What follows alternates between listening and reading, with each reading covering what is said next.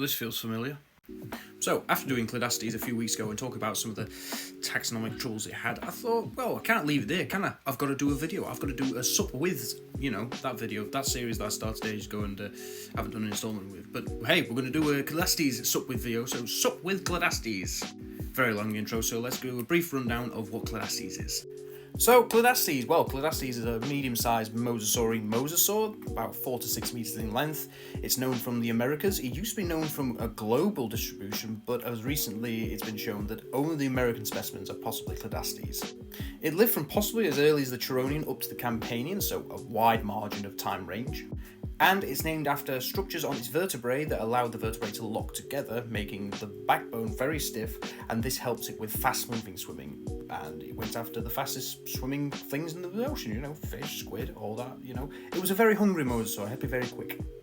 Now, Clidastes was discovered and described during the late 1860s amongst other mosasaurs such as Tylosaurus and Platycarpus. In fact, I like to call these three the big American three. Now, currently, as of the day of recording this video, Clidastes seems to be most closely related to a newly described mosasaur known as Jormungandr valhalliensis. In fact, it's been suggested that Jormungandr valhalliensis and Clidastes are actually part of an anagenetic lineage that led up to the big boy himself, Mosasaurus. But this is a relatively new idea, so there needs to be a lot more data on this to prove this, and, don't take my word for it, basically. But apart from this, there's actually some strong evidence with similarities in the morphology of the teeth of Mosasaurus conodon and Mosasaurus missouriensis when compared to Clidastes. So there is some similarity there. So it is possible that the anagenetic hypothesis is actually correct. But again, we'll have to wait and see for further data. But anyways, this is a sup with video, so sup with Clidastes. Well, in order to see what sup with Clidastes, we have to go all the way back to when the first Clidastes was found. So we go to 1868 with the discovery of a vertebra in the Marshtown Formation in New Jersey. Now, this vertebra was seen to be quite distinctly a mosasaur, but a new kind of mosasaur, so it was called Clidastes iguanodus. So in my previous video on Clidastes, I made a slight error in saying that there are actually two species of Clidastes, when in fact at the moment there is just the one. Clidastes iguanodus, we'll see later down the line. But anyways, let's jump forward in time.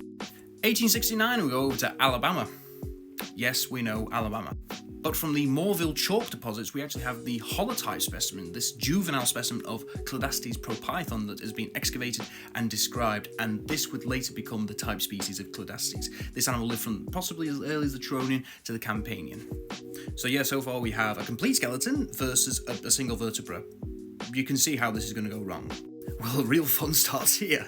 Because Merriam in 1894 actually described Clidastes lyodontus from the Niobrara Formation over in Kansas and described it from a maxillary material, premaxillary material, and dentary material, so just basically a lot of the face.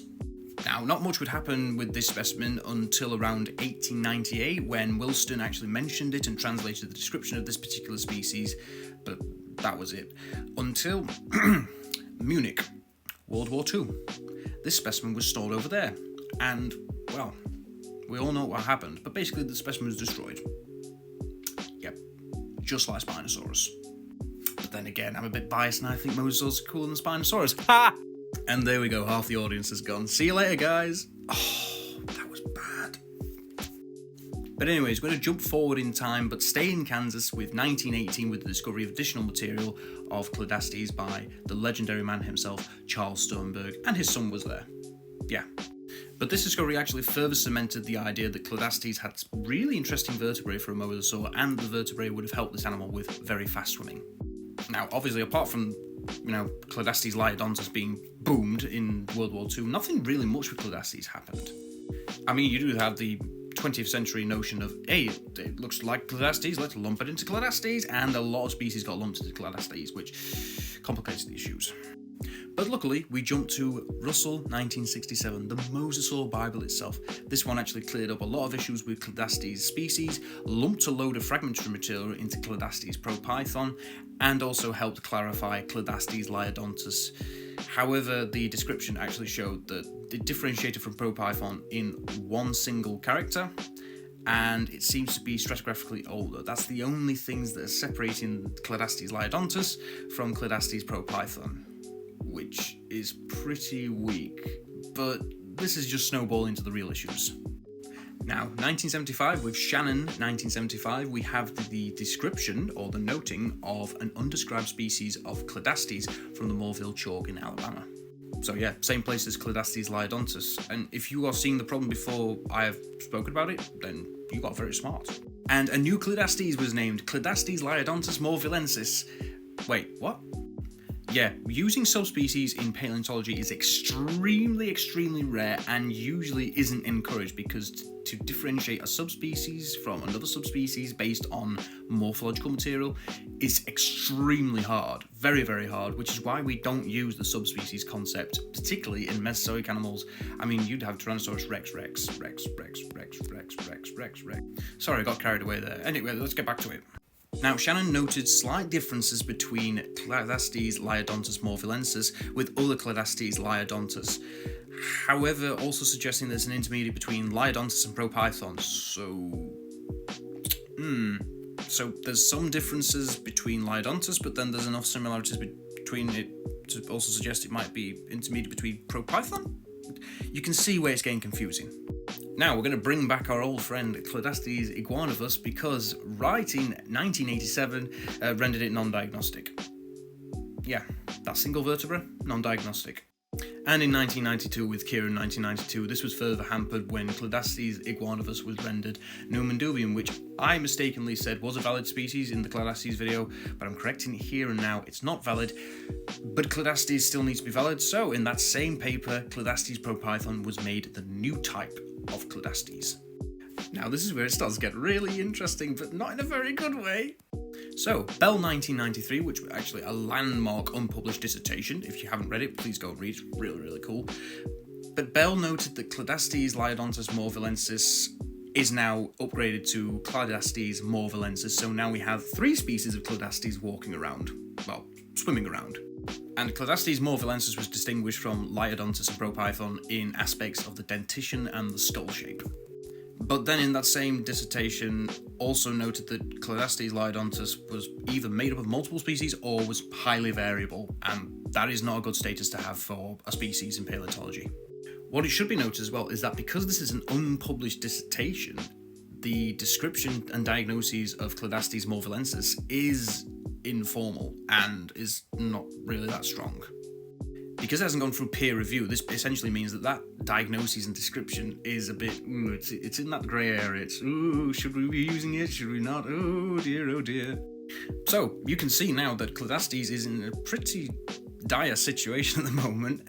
There's been destroyed specimens, there's been switching of type species, there's been informal descriptions, there's either too few or too many distinguishing characters, and there's not enough people addressing it.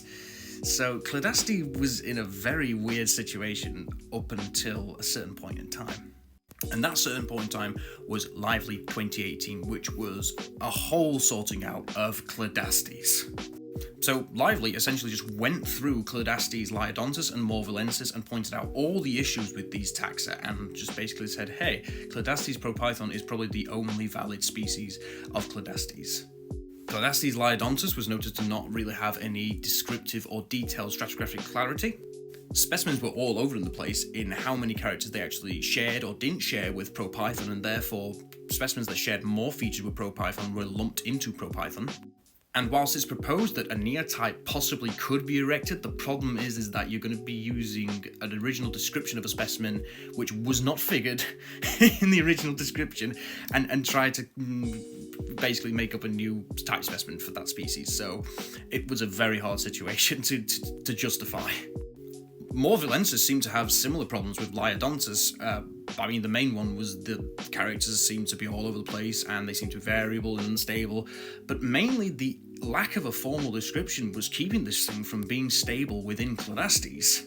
Basically, if this thing was described properly and in a proper peer-reviewed journal, it would have been Clidastes. And what's further is that Lively has noted that these two species don't form a monophyly or don't form a tight-knit group with Clidastes propython, so they technically have never been Clidastes. So this rendered liodontus as Numendubium and moorvillensis as Numenubidum. So Clidastes was going through a hell of a turmoil ever since its inception. I mean, switching a type species, informal descriptions, and blowing up specimens.